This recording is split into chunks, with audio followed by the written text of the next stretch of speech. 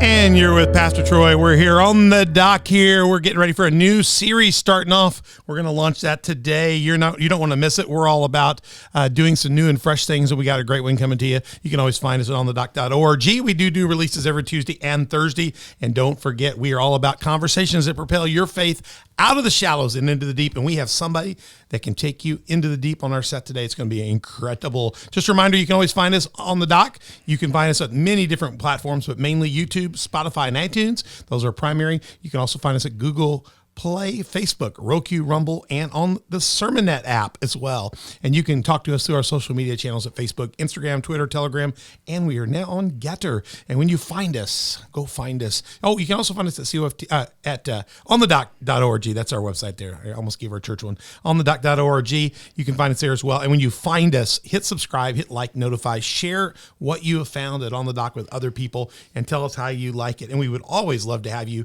as one of our Patreon subscribers.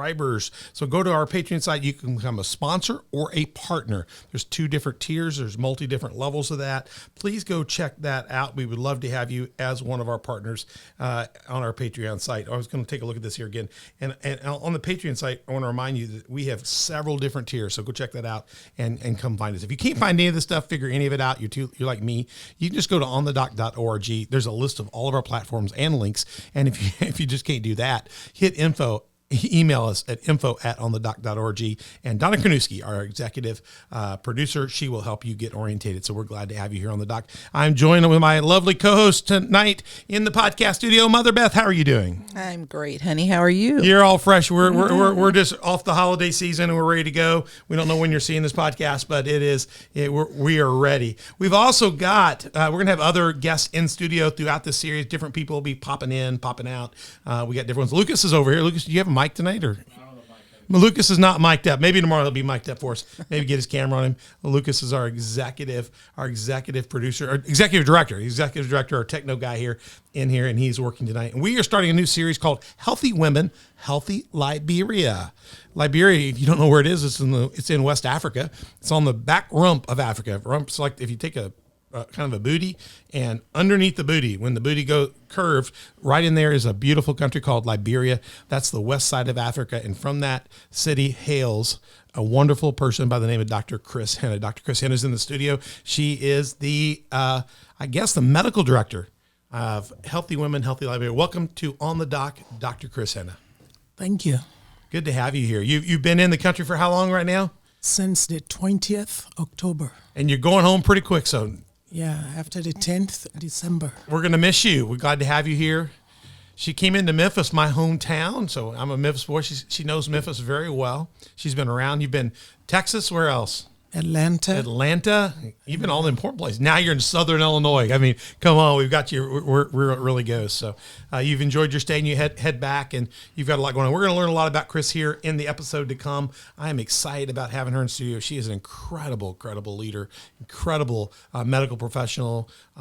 Got an incredible ministry and a heart for Jesus Christ. And she is somebody that will propel your faith out of the shallows, and I guarantee you, into the deep. Let me tell you a little bit about her organization.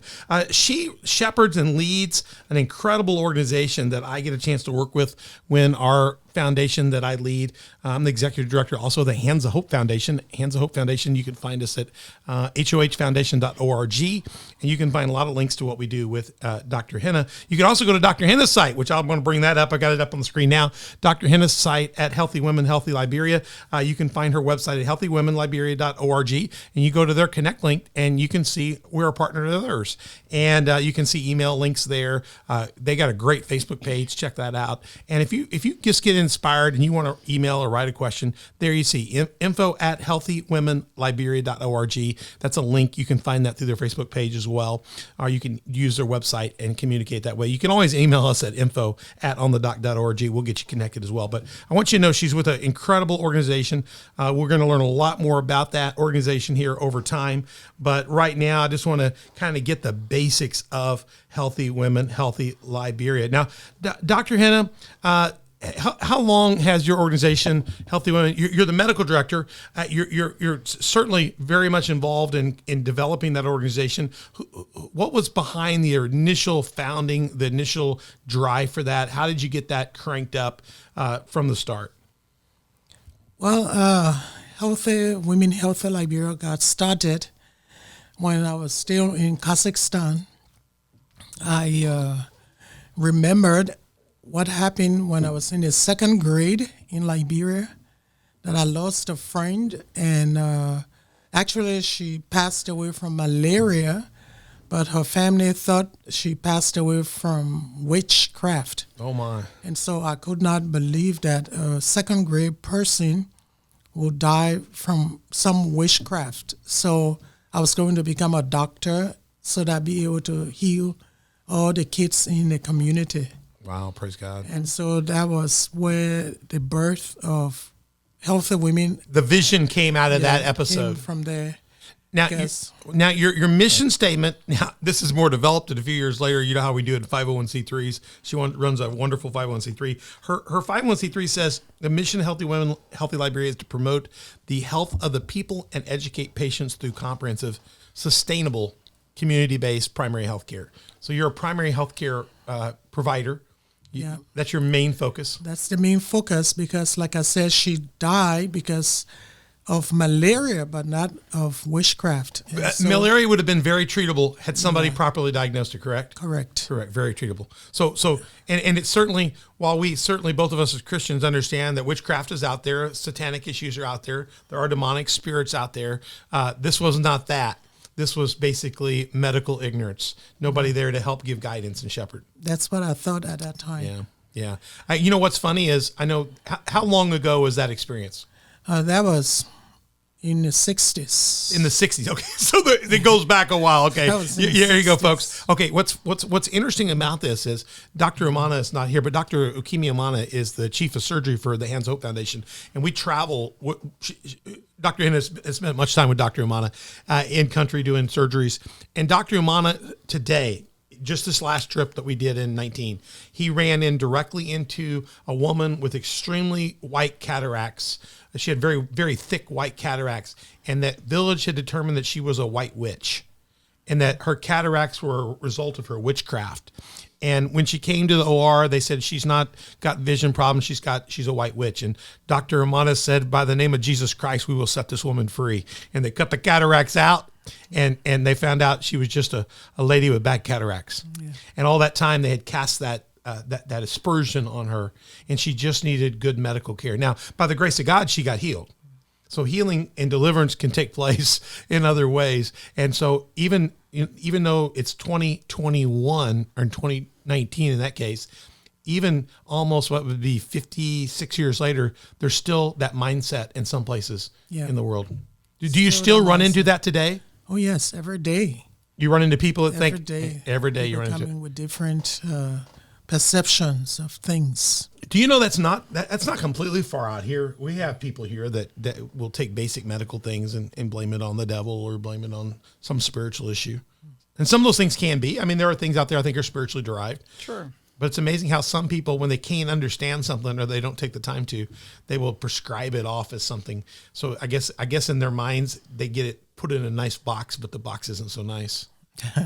That's all right. But your vision statement, it says this: the vision of Healthy Women, Healthy Liberia is to transform communities using community-based healthcare models for medical and dental care through education and services, especially for women and children. Why women and children? Why did you pick women and children as your emphasis?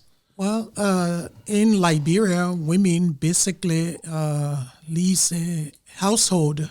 Mm-hmm. And so if you get a woman to be able to take care of her health, she will take care of the rest of the people living in a home with her. So once you can get the woman healthy, you get a healthy home, you get a healthy country. Praise God. I love that. And you're using basic health care. Help me understand some of the goals. And we're going to get into your Waterfield Clinic here in a minute and kind of give me some description of that operation. But what would you consider basic health care? What are the basic? When we think of basic health care here, we want you to have an ultrasound. We want an X-ray machine. We want to have a plastic surgeon on standby in case I got a little wrinkle and I want to get the wrinkle back. When we think of basic health care in the United States, it's a lot more broader. What do you see it in from the Liberia perspective? Well, from our perspective, when you think about basic, you're thinking about just teaching how to wash the hands. Just the very basics. Very basic. Yeah. How to wash your hands and how to wash the food that you eat. For example, fruits taken from the ground, how to wash it, how to prevent malaria, how to prevent worms, because most of the kids go barefooted. And so you have to be able to teach them how to wear their slippers and how not to just go in the dirt.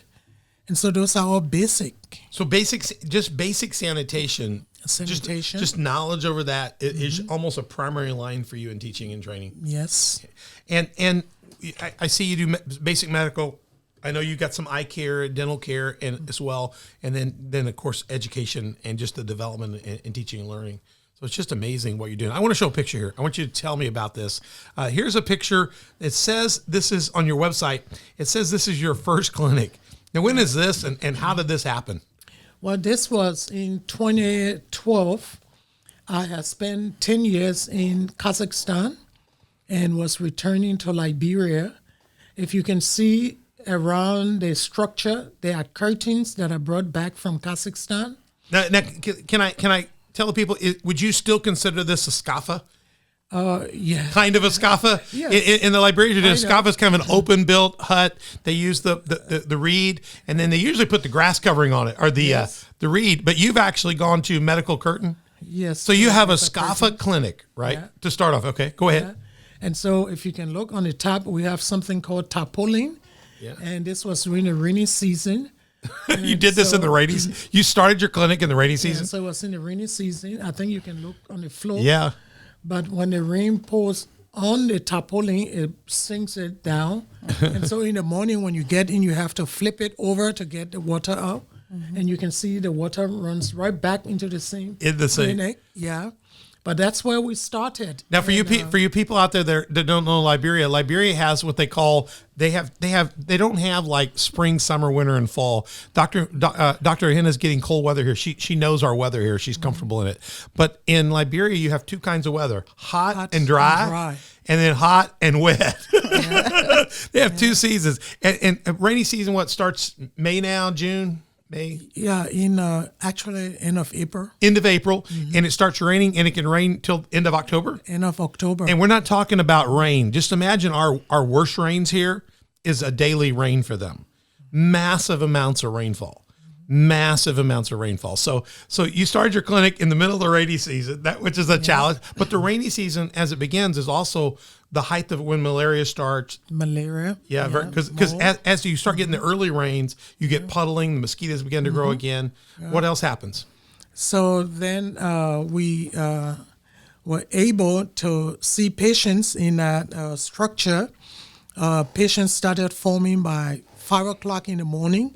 I did not expect so many. I was just coming home, didn't have the resources, but had the heart to serve.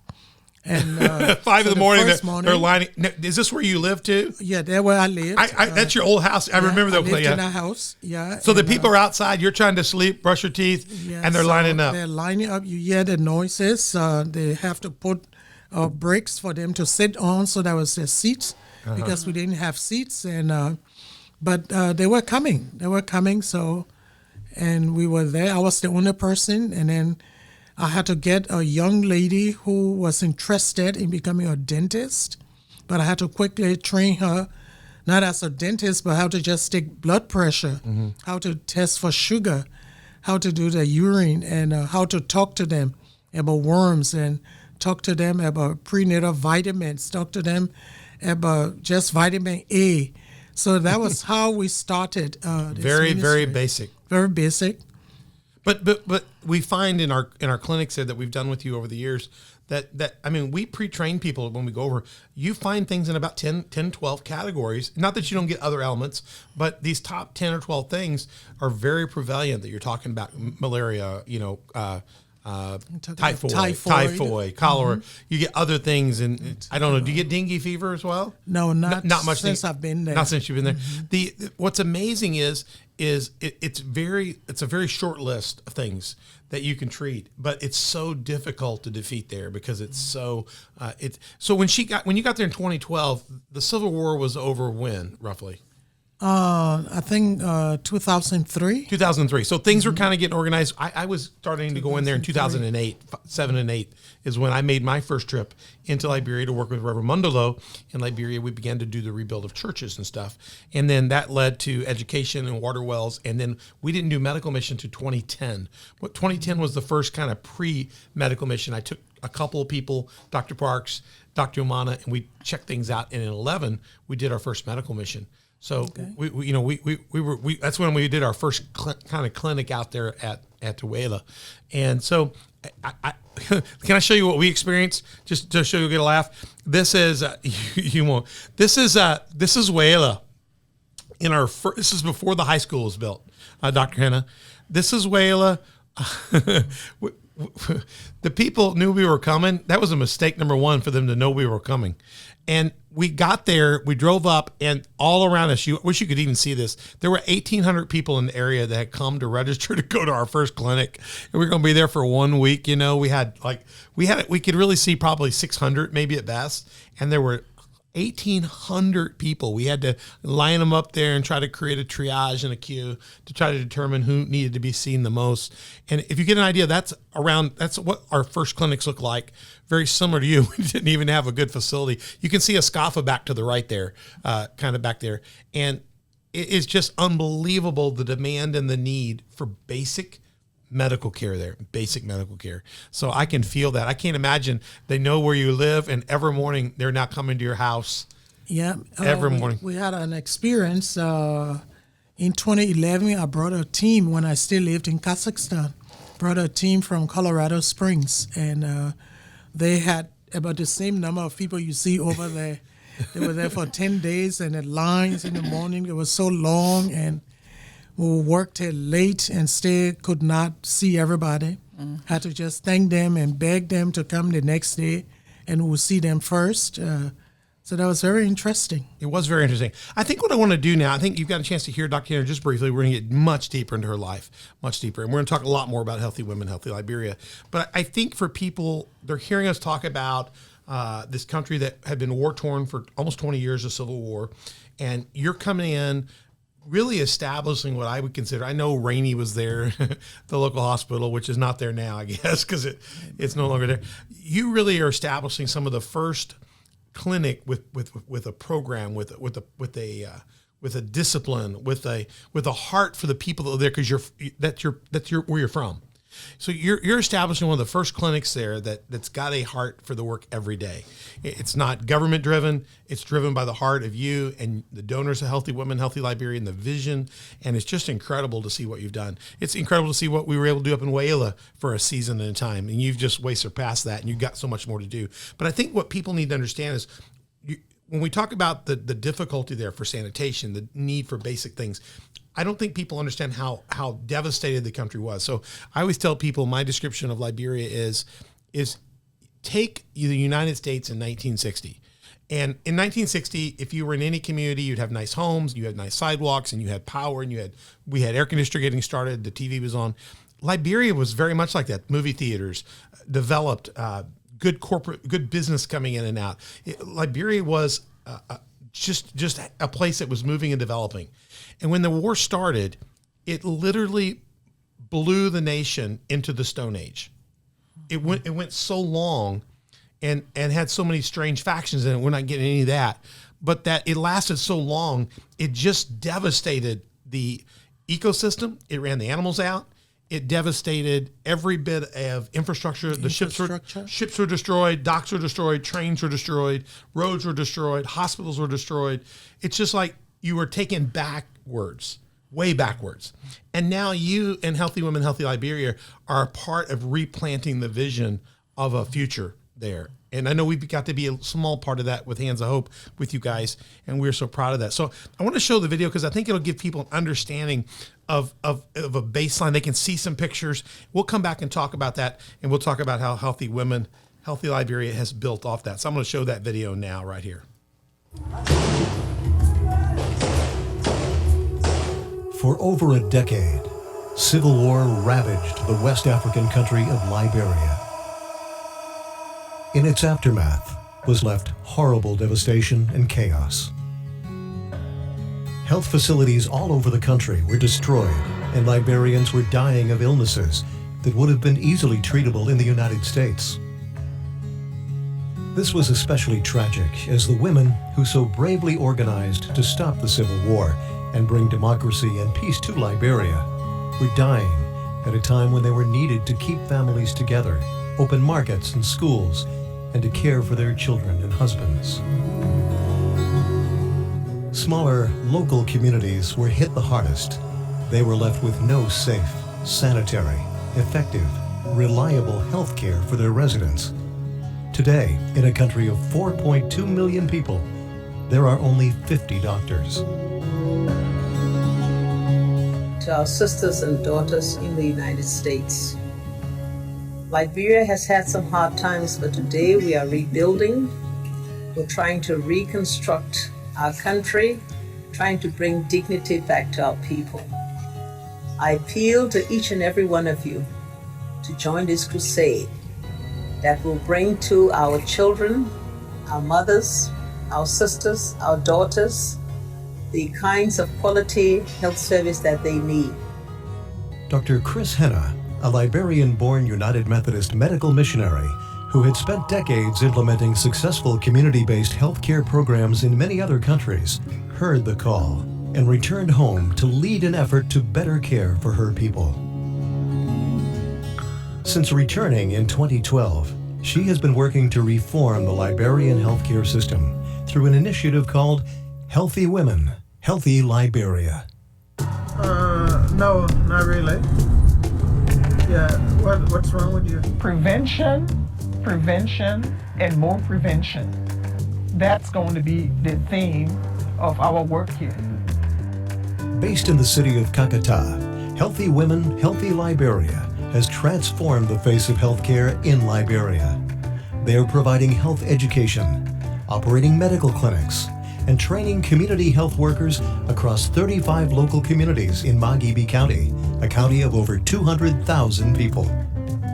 Their goals are to implement preventative care programs that focus on improving maternal and infant health, improve the nutritional status of women and children, restore and maintain water and sanitation, and reduce the incidence of non-communicable diseases.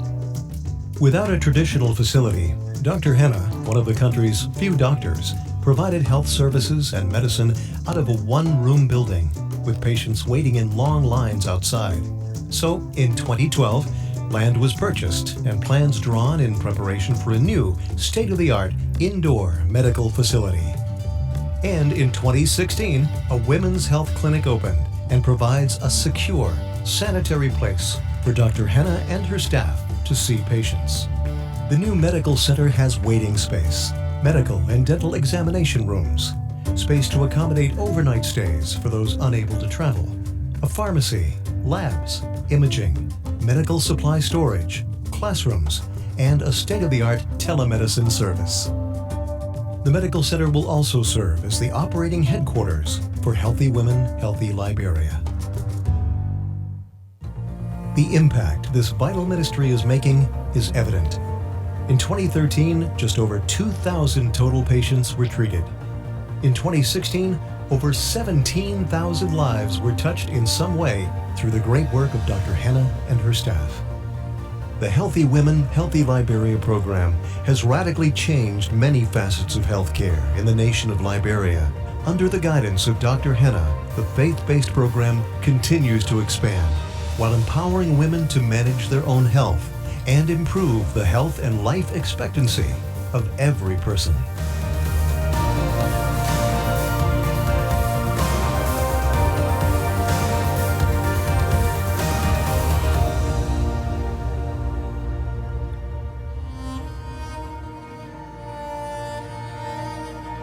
Really good piece there, Dr. Hena. If you want to donate right there, Healthy Women, Liberia.org. Go to the website, figure out how you can be a part of that incredible organization. And that video is dated just a little bit.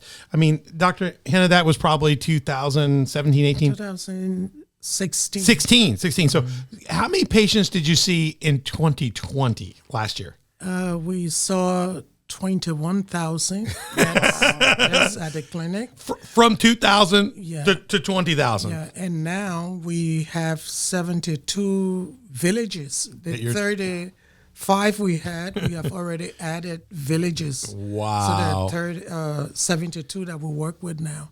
Just amazing. Just to see the magnitude of growth. I just want to say right now, if anybody's listening out there and you want to support something that's changing people's lives, you can't get a better growth factor than that in the kingdom of God. Just incredible, isn't it? It's question. How did you get that war? How did you get that war to stop? It was a long war, lots of factions. What was the strategy to stop it? Well, I heard the women were the main backbones behind the stopping of the war. That's what I heard too. All of their husbands were being killed, their sons, and they were just tired. And they had enough of it. Yeah, they formed a group, and that's how they were. And that's how the fish market's a place where the men would get. And it didn't matter if you were Christian or Muslim. It didn't matter if you were on this side or that side, whatever faction. The women began to pray and to meet. And what's interesting about the story is there's a video out there. If you can get a hold of the video, guys, I wish I had time to show it. It's called "Pray the Devil Back to Hell." We need to be doing that in our communities now. But they have a video that tells the story of the women coming together, and they broke down the boundaries, and they just basically cut all their husbands off. Just imagine that men, they were all like, no more, we're not going to birth any more of your children to go to war. We're not doing this. And they just began to pray. And eventually they got the men to go to talk about the war. They tried to leave the conference, and the women blocked them. With their physical bodies, they blocked the women, they blocked the men from leaving. The men were forced to sit down and talk, and eventually you have peace. Now, what's interesting about this, many people won't know this. You notice that President Maya Ellen Johnson was there. She's certainly she's finished her time as president, but I got a chance to meet her and shake her hand and spend time with her on a couple of occasions.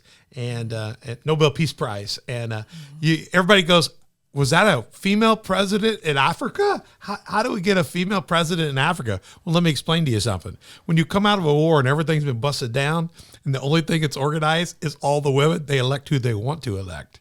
Isn't that right? So you have the first woman president of Africa. Just incredible. Just the story, the power of prayer and the power of resolute mind to change it. You can change anything. Amen. And I can see your vision, the resolution to see that children don't have to die from basic issues like malaria, basic issues of sanitation, has caused you to go from a clinic that was a vision as a child to one that saw people in the rainy season, to saw 2000 and 2016 to see 20,000+, and no telling what will happen in the future. So just incredible story. I hope people enjoy hearing that. Dr. Hena, we're going to say a few more things in this episode, and then we're going to get much deeper in the next one. But give us a little bit, if you would. 50 doctors. I know there's not that many more doctors there now than there were. Matter of fact, maybe even less since COVID. How many medical doctors? I think there are a little bit more now. After Ebola, many of the doctors who had left during Ebola came back. So they're starting to come back from Ebola. They started to come back after Ebola. You lost some doctors in Ebola, though. Some doctors died to Ebola. We lost quite a few from Monrovia. Right. And many of the doctors that are there now, guys understand, though, the country's grown fast, too, since the war. I mean, a few years ago it was 3 million. It's now 4.4. That's it. It's 4.6 4.6 now. So if you only have, I would say there's not more than 100 doctors, right? Maybe? Probably a little over 100. A little over 100. But if you take 100 and divide that by 4.6 million, most people will never have the privilege of seeing a medical doctor. Most people would never come and see you. So they're going to be left for you to train PAs, nurses, nurse practitioners. So as much of you cannot be seeing all those 200,000 people in Margaret Beach County, and I appreciate that. But so you have a team. Tell me how your team is built. What's the structure look like? How do you handle 20,000 people and you're one doctor? Well, we have a community-based primary health care members. And those were all high school graduates who had desired to come and learn more about medicine. And so we teach them the fundamentals and then send them out into the villages, specifically with messages that affects the people there. And when they get there, they're able to identify some of the signs and symptoms of those people that we have sent them to. And so we're able to get them from the villages to the clinic to be able to take care of them. Wow. And the thing that has helped with the community health workers, there were so many people coming to the clinics that were there for things that could be taken care of in the communities. And they would come and spend all day at the clinic just sitting there for little cuts on the leg. So if you have the community health workers that can be in a community that are trained to dress wounds, to take care of other issues, then they're able to take care of it in the communities. And when you talk about primary health care and education, all that's part of what you're doing is you're creating a system in place that now lets the right kind of resources spend at the right level. Yeah. It makes it a little more efficient. Yeah, so you spend less time as a physician dealing with wounds. Yes. And taking care of major things. And more critical care things. Critical care things that you... And that all comes from education and training and development. And amazing. Development. So and you say so much of what you see, the real root of it would be found in prevention. So by getting the people out, the community care workers out there, you're actually shrinking your queue, hopefully eventually at your Waterfield clinic, or at least getting people in the queue that really need to be in that queue. Yeah, absolutely. Yeah. And so it reminds me, too, what it reminds me a lot of, Beth, it reminds me a lot of back in the day in our country, every school has a school nurse. And the school nurse wasn't the person, they're not the child's primary care doctor. They would have a doctor they'd go see, but that school nurse was kind of the one that took care of the snuffy nose, got the splinter, got the small thing. The school nurse could alleviate and take care of most problems. And even she would catch ringworm, she would catch the lice, she would catch the things they could address at the level so that it wasn't required to go to the clinic or to the doctor or to the physician for. That's exactly. And we used to have a very strong school nursing program. You see, it's deteriorated in these days because of so many financial cuts. And I think it's one of the things that's going to hurt us down the road is when you cut primary health care, I think you actually put a burden on essential health care. Right. You kind of waste its time. And do you see that being a larger solution in Liberia, doing more and more community health? Yeah, that's going to be the number one I can see, because in the hospitals, you do not have the resources. Mm-hmm. But in the community, if you can deal with issues, then you avoid them coming to the clinic when they are more advanced. Right. That's you amazing. can take care of it there. Well, it's just amazing. This is just an introduction. I just wanted to get a good introduction to this. We're going to get into more in part 2, Dr. Hena. We're going to develop deep into this. I want to get in there. I want to tell you once again, if you've enjoyed this so far, Healthy Women, Healthy Liberia, Dr. Chris Hena is the medical director. You can mail them. I tell you what, just go to your checkbook right now, write a big check, drop it in the post office box 816. How do you say that? Waxahachie? Waxahachie. Waxahachie. And I know, Dr. Hena, you're more traveled in the U.S. than I am. You've been to more states than I have. Because I've probably been to 25 or 30, and I bet you've been to 46 or 47. She knows all these places. So Waxahachie, she's probably been in your town. You email her and ask her if she knows your area. She's been to your area. She worked for a while for the General Board of Global Ministries of the Methodist Church, traveled all around talking and supporting and helping people and be encouraged to support missions like hers. And she knows our country very, very, very well. So Waxahachie, Texas, 75168. Where's Waxahachie? Is it North Texas, South Texas? Is it any part of it? Is it near Dallas? Is it near Houston or Waco? Waco. Oh, the south part. Yeah, Waco, south. Waco, Texas. So you can find her. You can also find them on Facebook at Healthy Women Liberia. Their website's www.healthywomenliberia.org. You can email them at info@healthywomenliberia.org. We're going to be back in the next episode. We're going to dig in a little bit, learn about Healthy Women, Healthy Liberia's work with the Hands of Hope Foundation, our own foundation, and in the USA. And we'll talk a little bit about our med search teams going in and working with you, and just the joy we have and the highlight that is of our year each year. And we've missed going to be with you, so we're going to hopefully get back to that by God's grace. So we'll be back in the next episode with that. We'll be getting into part 2 real quick, and hope you've enjoyed getting to meet Dr. Hena at this first one. And Mother Beth and I, we've been quiet over here because she can go get it. She has a vision and heart, and we just really appreciate her. You can find out more about us at onthedoc.org. We'd be glad to link you up with her. If you lost that information, just email us at info@onthedoc.org. We'd be glad to help you, and check out all of our platforms to watch this program anytime you want, especially YouTube, Spotify, Spotify, and iTunes. Love to hear back from you on our social media partners, Facebook, Instagram, Twitter, Telegram, and Getter. And you can check out all of our other podcast partners there on the right. And when you find us, hit subscribe, like, hit notify, and we'd love to hear your comments. You can always become a sponsor or a partner on our Patreon site. Go to Patreon, download the app, look for On the Dock with Pastor Troy. Love to have you. And if you're in our region, we would love to have you at church on Sundays. I'm also the pastor at Community Faith Church. You can find us here in Marion, Illinois. We'd love to have you at 10 o'clock on Sundays, 6:30 on Wednesdays.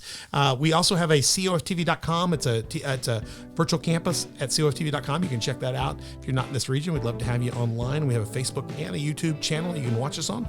And so we'd love to have you in there. We had Dr. Hena in church today. It's good to have you in church today. So we'll be back in part 2 of this real soon. We've enjoyed having you here on the dock. We'll see you soon.